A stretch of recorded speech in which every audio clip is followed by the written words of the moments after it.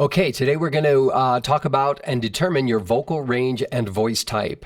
And so we're going to begin here by first defining what we mean by vocal range and voice type and how they're different as well, because there's different definitions in the industry and people have their preferences. I'm going to define them using a model that maps perfectly to my own voice and my own experience of vocal range. And it also is confirmed by a man I respect, a man named Jerome Hines, who is one of the greatest operatic singers of the 20th century. And this was covered in his book called The Four Voices of Man. Okay, but it's kind of a mix between my own thinking and what I've learned from him and others. Okay, so let's begin by talking about the difference between vocal range and voice type. Okay, vocal range, we're going to define very objectively. It is simply the notes or pitches of sound that you can make from the lowest one to the highest one. So it's very pitch and note dependent. Whereas voice type begins with vocal range, but then adds other more subjective characteristics such as tone and timbre. And this means, is your voice light or dark? Is it strong or soft? Is it lyrical or dramatic? In addition to this, I would include the types of genres that you want to sing, such as, is it rock or pop or theater or classical or opera? Because all of these things are going to add up to help you decide what types of songs you want to sing. And not only that, but which voice coaches you want to study with, as well as what types of online courses might be more appropriate for you than others. Now, voice type is usually described by these names you've all heard of as bass and baritone and tenor and countertenor and soprano and mezzo-soprano. And there's different shades within them too. There's dozens. They're not all listed here. The Germans have their own. They're called the Fach system, F-A-C-H. The Italians have theirs. And these are some examples you see here listed. So let's move on. And what we're going to do here is we're going to start with the vocal range. This is more about the range than the voice type, although we'll cover voice type a little bit. But because it's so subjective, it's not really something that can be covered here, but we can certainly measure with a keyboard or piano where our voice begins, where we begin singing, where we have these more difficult passage points called passagios or bridges, and we'll cover that in a moment. So I work with a model that divides the vocal range, the full vocal range, into 6 regions, of which you sing in 4 of them. So this diagram, let's move from left to right. And what we're saying is, and there's a keyboard there, but at some point, usually within 4 to 6 octave range is your full sound making range, from the very, very lowest sound you can make to the very, very highest you can make. And you're born with this, even if you can't do it now. That's just a matter of training and revealing to yourself through training how to expose that full range. Now, as we move to the center illustration, what you'll see is that full range actually breaks into 3 broad ranges. You have the very extreme low end of your voice, which is called bass fry.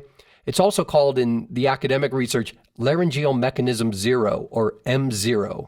And don't worry about these M's. I'll explain them here, but it's a subject for another video. Then you have your singing range, which actually will divide into 4 sections we'll cover in a second. Your full singing range, when developed, is 3 to 3.5 octaves, and those laryngeal mechanisms are labeled M1 and M2.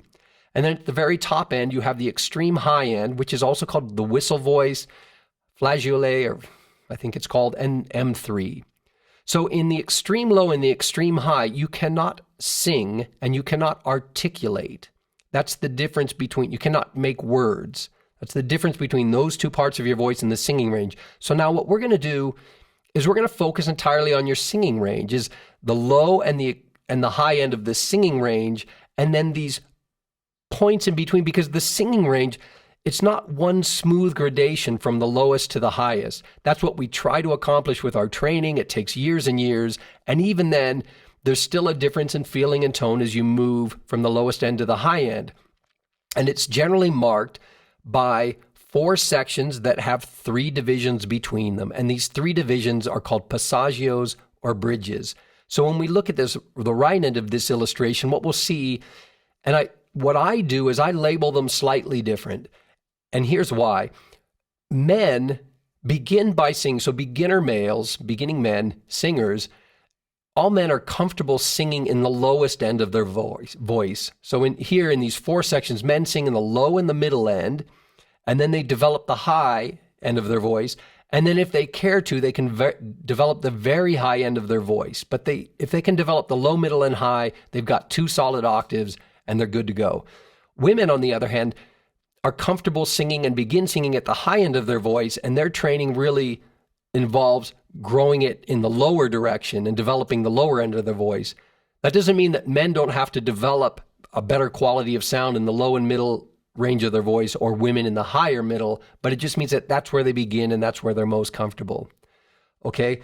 Now, before we get into getting more granular with the vocal range, let's take a quick peek at this table that we're going to see again at the end of the video. This is the table you're going to use as you're taking measurements on your own piano or keyboard, or using, if you don't have a piano or keyboard, I've made a couple of videos with piano scales in them that go from very low to very high, and you can use them to find these points. So if your singing range has 4 areas, it will be marked by 5 points. Okay, going from left to right at the top row here, you'll see is that the lowest note you can sing, and then you reach the passage point between the lowest section and the next lowest. Then there's another passage point, a third passage point, and then you go to the highest note you can sing. And I'll explain this a little later, but you see that the lowest area for women, I've written it varies because some women will never even try to sing in that range of their voice. Or maybe they'll just go a half step or a step below their first passaggio, but they won't develop it all the way down. And the same goes with men at the high end of their voice. There's no need to sing up there, but some men want to, but they might only get an extra few steps or half steps and not want to develop a full octave up there. But we'll get back to this table at the end. Okay, so now what I want to do is I want to work with 2 examples, the most common male voice and the most common female voice, which is that of the baritone and the mezzo-soprano. Okay, so this is the baritone voice mapped out. And we're looking right now, we're just looking at the singing range as a whole. So we're looking at those 3 broad sections, and we see that, and don't worry too much about the size of the bass fry region or the whistle region, because again, there's you don't sing in those regions, so it doesn't really matter the size of them. What we're really looking at is the male baritone voice will probably begin right around the G2, maybe the F2, maybe the A2. And this is where you can sing.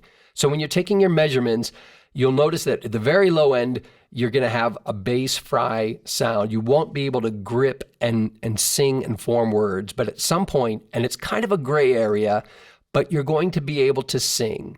And that's going to be right around that G2. And then at the high end of that singing range, it's going to be hard for some men to measure this because they might have too much buildup of pressure before they get there because they don't have the technique to relax everything to measure that high. But someplace up there in the full developed voice is the highest point they can sing before they're going to flip into this whistle register. Okay? And then if we look at the mezzo-soprano, it doesn't look all that different at first, but it's very similar. They have a bass fry, a singing range, and a whistle range. Okay? And let's now get a little more granular into the male baritone range. Oh, well, let's take a look here. What you'll see here is I've removed that optional range, and we're just looking at the singing range of the baritone, which goes from G2, and again, fully developed, just over 3 octaves, to about the G5. Okay, and for the mezzo-soprano, it's just this B2 to about the A5 or the B flat 5. Okay, and if I go back and forth, you might say, well, that's strange. Their vocal ranges look very similar. There's only a couple of steps in between them. Well, the reason for that is what I said earlier, is that this is a little deceiving because men sing at the low end and the women tend to be developed at the high end. And we'll come to that in a minute. Okay, so now let's look at the baritone voice a little more granular here. And what you'll see again is that first, and we're looking just at the singing range, the first sung note is right around that G2. So when you're taking your measurements, you want to see if your first sung note is 2, 3, 4 half steps below that, you're going to be either a bass baritone or a bass. If it's 2 or 3 or 4 half steps above that, you're some kind of tenor or a very high baritone. Okay, but the baritones are very, very clearly defined, a very average male voice baritone is going to have its first passaggio at that B flat 3 and its second passaggio at E flat 4. And the B flat 3 or the first passaggio is easier to get through and sometimes harder to even measure, but usually that second passaggio is not quite a brick wall, but for the beginner singer, there is a lot of buildup of pressure in there and is very easy to find. And sometimes you'll feel it maybe at the D4 or the F4. And then that third passaggio, for me, is like a brick wall, or was. You know, I've been working to road grade it and smooth it out because I want to sing way up higher than that, okay? And then the very high range, again, it varies so much that it's really not worth talking about except to explain that it is there for those who want to develop it, okay? And now if we look at the mezzo-soprano, you'll see that I've flipped it to put the optional range, the very low range, down at the bottom, because the women start in that middle and high range, they develop their low range, and you'll see where those passagios are marked. So these are just, again, when you're taking your measurements, if you feel your passagios falling in those points, you're probably a mezzo-soprano. And if you feel like you can't sing higher than that A5 or the B flat 5, then that's probably your vocal range. And then your voice type will be, are you dramatic? Are you lyrical? You know, what tone and timbre qualities are typical to your voice? Okay, so to compare these two voice types a little more closely, let's remove that optional range just so we can see them more clearly, because now what you have is this is the very standard 2-octave range of the male voice, low, middle, and high, the baritone voice, which is often called chest voice, middle voice, and head voice, but it's just the low, middle, and high regions of the standard range of the singing voice of the baritone. It covers just about 2 octaves, and if it moves again a half step to 4 half steps lower, you're in a lower bass or a lower baritone or a bass type of voice, and as it moves higher in pitch, you're at a higher baritone or a tenor or even a countertenor type range. Okay, and then if we look here at the mezzo-soprano, you see the shift. Now, notice as I move back and forth between them, now you see that actual nearly an octave difference in the voice types. When you remove those optional ranges, what you're seeing is that the female voice is nearly an octave higher. The most common female voice is nearly a full octave higher than the most common male voice.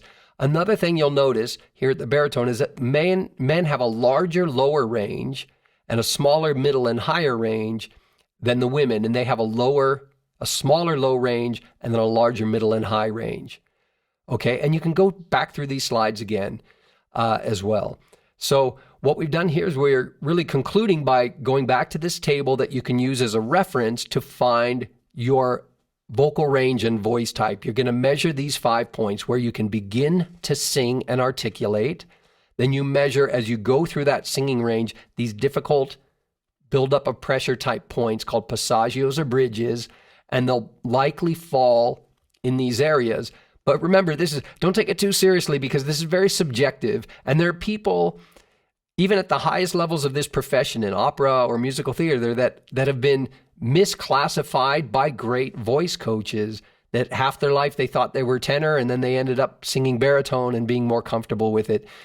And for people who sing rock and country and pop and different things, the voice type really doesn't matter anyway, but it does help to know your singing range and your vocal range and where these passage points fall, because it helps you choose the right scales and the right exercises and the right range of piano scales to work so that you can smooth out these passages and connect those different registers. So in the end, it just sounds like one large 2 to 3 octave blended sound.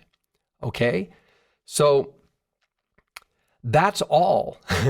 So thank you very much for stopping by.